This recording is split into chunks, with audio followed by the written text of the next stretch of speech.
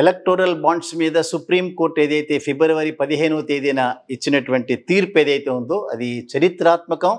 అదే రకంగా ఆహ్వానించాల్సినటువంటి అత్యంత కీలకమైనటువంటి తీర్పుగా మనం పరిగణించాలి. వివరాల్లో కనుక వెళ్తే 2017-18 సంవత్సరంలో బడ్జెట్లో ఎలక్టోరల్ బాండ్స్ అనేటటువంటిది ప్రస్తుతం ఉన్నటువంటి మోడీ ప్రభుత్వం ప్రవేశపెట్టినటువంటి ఒక కార్యక్రమం. ఆ కార్యక్రమం ప్రకారం దేశంలో ఎవరైనా కనుక రాజకీయ పార్టీలకి విరాళం కనుక ఇవ్వాలి అనుకుంటే వారి యొక్క పేర్లని బహిర్గతం చేయకుండా 18 బ్రాంచ్లు ఏవైతే స్టేట్ బ్యాంక్ ఆఫ్ ఇండియా బ్రాంచ్కి సంబంధించినవి ఐడెంటిఫై చేసినారో ఆ 18 బ్రాంచుల నుంచి ఎవరైనా సరే తన పేర్లని బహిర్గతం చేసుకోకుండా ఎలక్టోరల్ బాండ్స్ని పర్చేజ్ చేసి ఆ రాజకీయ పార్టీల యొక్క ఖాతాల్లో విరాళాలను జమ చేయొచ్చు అనేటటువంటిది ఆ చట్టం యొక్క సారాంశం. సో బడ్జెట్లో దాన్ని అప్రూవ్ చేసుకున్న తర్వాత అది చట్టం కింద తయారైంది. ఎర్లియర్ ఈ రకమైనటువంటి సిస్టమ్ ఎక్కడా లేదు. రాజకీయ పార్టీలైనా ట్రేడ్ యూనియన్లైనా మరికొటైనా కూడా ఎవరైనా కనుక విరాళాలు కనుక ఇచ్చిన మాట అయితే తప్పనిసరిగా విరాళాలు ఇచ్చినటువంటి పేర్లని బహిర్గతం చేయాలనేటటువంటి నిబంధన ఉండేది.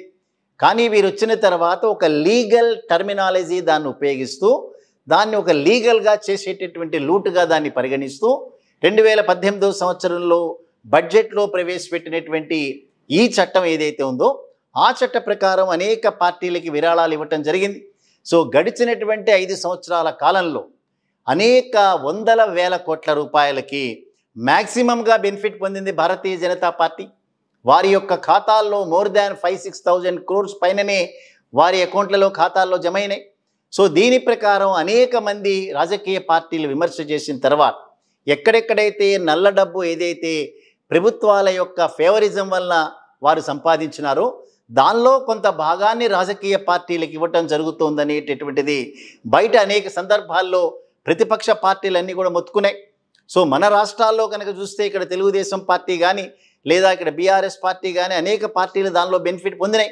సో ఈవెన్ స్కిల్ డెవలప్మెంట్ స్కామ్ని జరుగుతున్నటువంటి సందర్భంలో ఆంధ్రప్రదేశ్ సిఐడి తెలుగుదేశం పార్టీ యొక్క ఖాతాలను వెరిఫై చేసినప్పుడు ఈ ఖాతాల్లో పడినటువంటి కోట్లాది రూపాయల డబ్బు ఎక్కడి నుంచి వచ్చింది అడిగినప్పుడు రాష్ట్ర అధ్యక్షుడు అచ్చెన్నాయుడు గారు మాట్లాడుతూ వైసీపీ పార్టీకి సంబంధించి ఏదైతే ఎలక్టోరల్ బాండ్స్ ద్వారా వచ్చినాయో ఆ రకంగానే మాకు కూడా వచ్చినాయి అనేటటువంటి ఎనార్మస్ ఏదైతే వాడికి విరాళాలు వచ్చినాయో దానికి సమాధానం చెప్పినారు. సో ఒక్క చట్టంలో ఉండేటటువంటి ఆ లొసుగుల ప్రకారం డోనార్ ఎవరైతే ఉంటాడో కాంట్రిబ్యూటర్ ఎవరైతే ఉంటాడో వారి యొక్క వివరాలను బహిర్గతం చేయాల్సిన అవసరం లేదు అనేటటువంటి ఒక నిబంధన ప్రకారం రాజకీయ పార్టీలన్నీ కూడా ఈ రకమైనటువంటి వెసులుబాటుని ఎంజాయ్ చేస్తూ వచ్చాయి. దీని మీద సుప్రీం న్యాయస్థానంలో ఒక వ్యాజ్యం వేసిన తర్వాత సుప్రీం న్యాయస్థానం వీటి మీద చాలా లోతుగా విచారణ జరిపిన తర్వాత ఫిబ్రవరి 15వ తేదీన ఒక చరిత్రాత్మకమైన తీర్పు ఇచ్చింది. ఆ తీర్పుకు అనుగుణంగానే ఇది రైట్ టు ఇన్ఫర్మేషన్ యాక్ట్ అనేటటువంటి దాన్ని భంగపరిచేటటువంటి అన్కాన్స్టిట్యూషనల్ చర్య, రాజ్యాంగ విరుద్ధమైనటువంటి చర్యగా దీన్ని అభివర్ణిస్తూనే కేంద్ర ప్రభుత్వం ఇటువంటి చట్టాలని చేయడానికి వీల్లేదు. ఇది ఏదైతే బేసికల్గా రైట్ టు ఇన్ఫర్మేషన్ ఏదైతే ఆ చట్టం ఏదైతే ఉందో దాని ప్రకారం ఈ దేశంలో ఏ డిపార్ట్మెంట్లో అయినా ఎక్కడైనా సరే ఎటువంటి కార్యక్రమం జరిగినా తెలుసుకునేటటువంటి హక్కు పౌరులకు ఉన్నది. సో అటువంటిది ఇది చాలా అత్యంత కీలకమైనటువంటి కోట్లాది రూపాయల కాంట్రిబ్యూషన్లో ఎవరికి దీని గురించి సమాచారం చెప్పడానికి వీల్లేదనేటటువంటి ఈ నల్ల చట్టం ఏదైతే ఉందో దాన్ని రద్దు చేస్తున్నాం అనేటటువంటి మాట మాట్లాడినారు.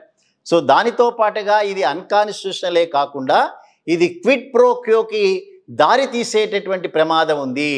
క్విడ్ ప్రో క్యో అంటే మీనింగ్ ఏంది? నీకిది నాకిది అంటే నువ్వు నాకు ఈ సహాయం చేయి, నేను నీకు ఈ రకమైనటువంటి కాంట్రిబ్యూషన్ ఇస్తాను అనేటటువంటి ఒప్పందంలో భాగంగా జరిగే కార్యక్రమాలుగా ఉన్నాయి.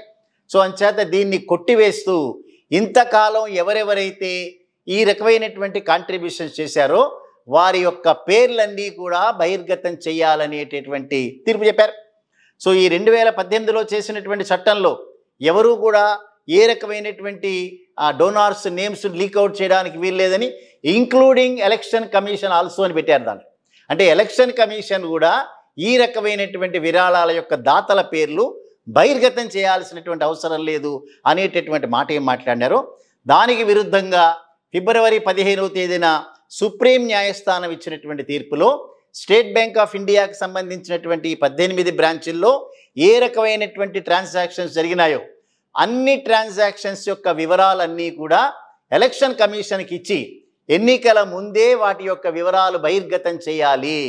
ఇవి కూడా మార్చి 14వ తేదీ లోపల కంప్లీట్గా వీటన్నిటి వివరాలు ఇవ్వాలనేటటువంటి మాట మాట్లాడారు.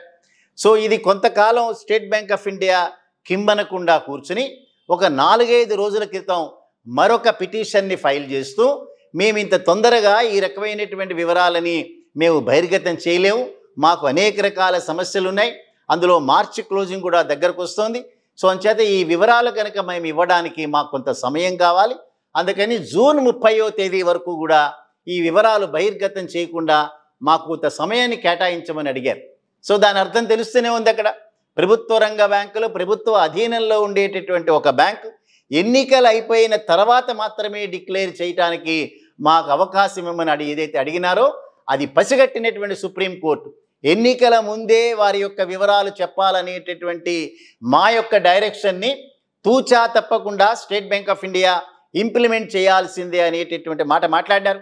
అందులో ఏ రోజుకు ఆ రోజు బ్యాలెన్స్ షీట్ తయారు చేయగలిగినటువంటి టెక్నాలజీని అడాప్ట్ చేసుకున్నటువంటి పబ్లిక్ రంగ బ్యాంకులు, ప్రైవేట్ రంగ బ్యాంకులు, సో వారికి సంబంధించిన అన్ని వివరాలు ఇప్పుడే మీ దగ్గర ఉన్నాయి, ఆ ఒక్క కవర్ను ఓపెన్ చేయండి అనేటటువంటి మాట మాట్లాడారు.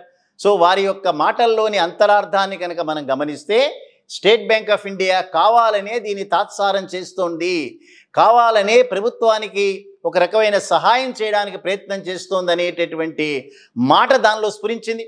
అందుకనే వారు చెప్పింది ఒక్కరోజు కూడా మీకు సమయం ఇవ్వము, తప్పనిసరిగా మేము ఏదైతే డెడ్లైన్ పెట్టినామో ఆ డెడ్లైన్ని అనుగుణంగానే రేపటి సాయంత్రం లోపల అన్ని వివరాలు మీరు ఎలక్షన్ కమిషన్కి ఇవ్వాలి. ఒకవేళ కనుక మీరు దీన్ని కనుక ధిక్కరిస్తే, ఒకవేళ దీన్ని కనుక మీరు వైలేట్ చేయడానికి ప్రయత్నిస్తే మిమ్మల్ని కోర్టు ధిక్కారణ చర్య కింద మిమ్మల్ని మీ మీద చర్య తీసుకుంటామనేటటువంటి ఒక ఘాటైనటువంటి పదజాలాన్ని ఉపయోగించినారు. సో ఇవాళ చూడాలి మనం సుప్రీం న్యాయస్థానం ఇచ్చినటువంటి తీర్పుని స్టేట్ బ్యాంక్ ఆఫ్ ఇండియా అమలు చేస్తుందా, అమలు చేయకుండా సుప్రీం న్యాయస్థానం విధించేటటువంటి శిక్షను ఎదుర్కోవడానికి సిద్ధంగా ఉంటుందా, స్టేట్ బ్యాంక్ ఆఫ్ ఇండియా ఇచ్చేటటువంటి వివరాలు ఏవైతే ఉన్నాయో ఆ వివరాల వలన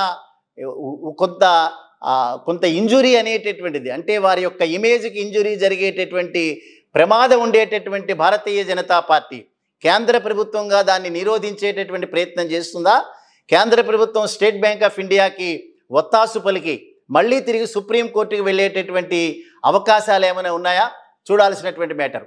ఏవైనప్పటికీ కూడా ప్రజాస్వామ్యంలో పరిఢవిల్లుతున్నటువంటి ప్రజాస్వామ్యమైన దేశంలో న్యాయస్థానాలు వారి యొక్క పాత్రని సమర్థవంతంగా పోషిస్తున్నటువంటి నేపథ్యంలో సుప్రీం న్యాయస్థానం ఆర్టీఐ యాక్ట్ని నిర్వీర్యపరిచేటటువంటి ఏ కార్యక్రమాన్ని మేము అనుమతించాం. అంచేత ఈ ఎలక్టోరల్ బాండ్స్ స్కీమ్ ఏదైతే ఉందో ఇది అన్కాన్స్టిట్యూషనల్, చట్టవిరుద్ధము, రాజ్యాంగ విరుద్ధము అనేటటువంటి తీర్పు చెప్తూ స్టేట్ బ్యాంక్ ఆఫ్ ఇండియాకి ఏదైతే డైరెక్షన్స్ ఇచ్చిందో చూద్దాం. 1 or 2 డేస్లో జరగబోయేటటువంటి కార్యక్రమం ఏవైనప్పటికీ కూడా భారతదేశంలో ఉండేటటువంటి ప్రజాస్వామ్య విలువల్ని తూచా తప్పకుండా కాపాడుతున్నటువంటి సుప్రీం న్యాయస్థానం మరొకసారి ఇటువంటి చర్యని చేయటం అనేటటువంటిది వైవి చంద్రచూడ్ గారి నాయకత్వంలో నేతృత్వంలో ఉండేటటువంటి ధర్మాసనాలన్నీ కూడా చాలా ఎఫెక్టివ్గా పనిచేస్తూ ప్రజాస్వామ్యాన్ని పరిరక్షిస్తున్నాయని చెప్పడానికి తప్పనిసరిగా మనం ఆనందపడవచ్చు. వారిని అందరినీ కూడా ఖచ్చితంగా అభినందించాల్సినటువంటి అంశంగా దీన్ని పరిగణించవచ్చు.